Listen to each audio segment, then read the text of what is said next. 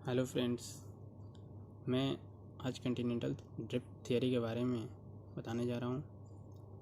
Continental drift theory क्या है कि पहले कंटिनेंट का शेप कैसा था और आज कंटिनेंट का शेप कैसा है, ये चीज़ इसमें बताया गया है। और सबसे पहले ये जो थियरी थी वो अल्फ्रेड वेगनर के द्वारा दी गई थी। एक अल्फ्रेड वेगनर साइंटिस्ट थे जिन्होंने इस थियरी को बताया कि जो कार्बोनीफेरस पीरियड से पहले कंटिनेंट का शेप कैसा था और जैसे जैसे टाइम बीतता गया इसका फॉर्मेशन कैसा होता गया, तो इस चीज़ के बारे में उन्होंने बताया। According to this theory, before carboniferous period entire land mass was a single super continent.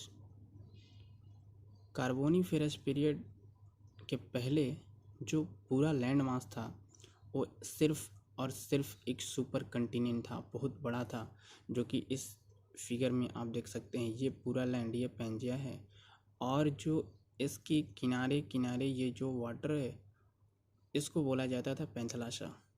तो पेंथलासा जो था उसके किनारे चारों तरफ वाटर था और ये पेंजिया लैंड मास था। and called Pangaea and Panthalassa was surrounded by a super ocean called Panthalassa। तो ये लैंड मास और लैंड मास के किनारे जो वाटर था इसको पैंथलासा कहा गया। कब?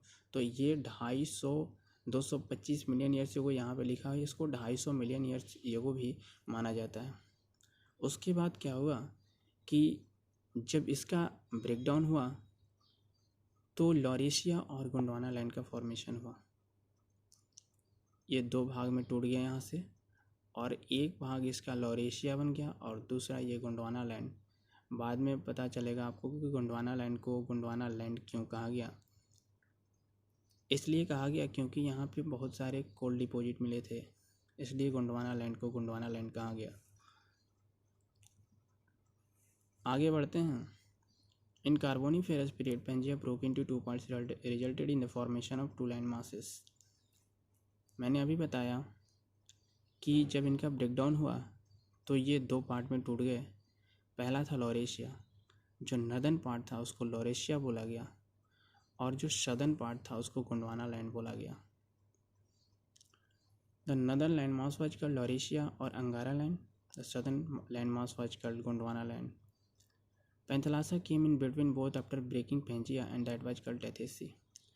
जब इन दोनों का ब्रेकडाउन हुआ, जब ये लॉरेशिया टूटा और गोंडवाना लैंड टूटा, तो इन दोनों के बीच में ऐसा एक बाउंड्री बन गया और ये जो पैंथलासा था इनके बीच में आ गया और इसको ही हम टेथिस का नाम दिए। आगे चलते हैं।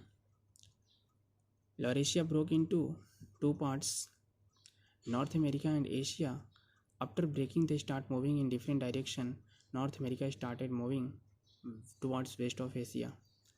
जब ब्रेकडाउन हुआ तो अब लॉरेशिया जो था वो दो पार्ट में टूट गया। पहला था नॉर्थ अमेरिका और दूसरा था एशिया, जो कि नॉर्दर्न पार्ट में है।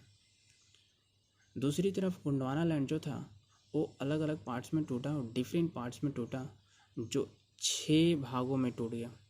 पहला था साउथ अमेरिका, दूसरा अफ्रीका, तीसरा इंडियन पेनिसुला, चौथा अंटार्कटिका, चौथा ऑस्ट्रेलिया, पांचवा अंटार्कटिका और छठा मेडागास्कर। 6 पार्ट में गोंडवाना लैंड टूट गया। और ये पहले मैंने बता दिया कि गोंडवाना लैंड को गोंडवाना लैंड क्यों बोलते हैं। In the fourth condition, the north America and south America started moving westward. North America और साउथ अमेरिका जो था वो वेस्ट की तरफ मूवमेंट करने लगा और वेस्ट की तरफ मूवमेंट करने के कारण अटलांटिक ओशन का फॉर्मेशन हुआ, जो कि एस शेप्ड में है। अटलांटिक ओशन का फॉर्मेशन कैसे हुआ?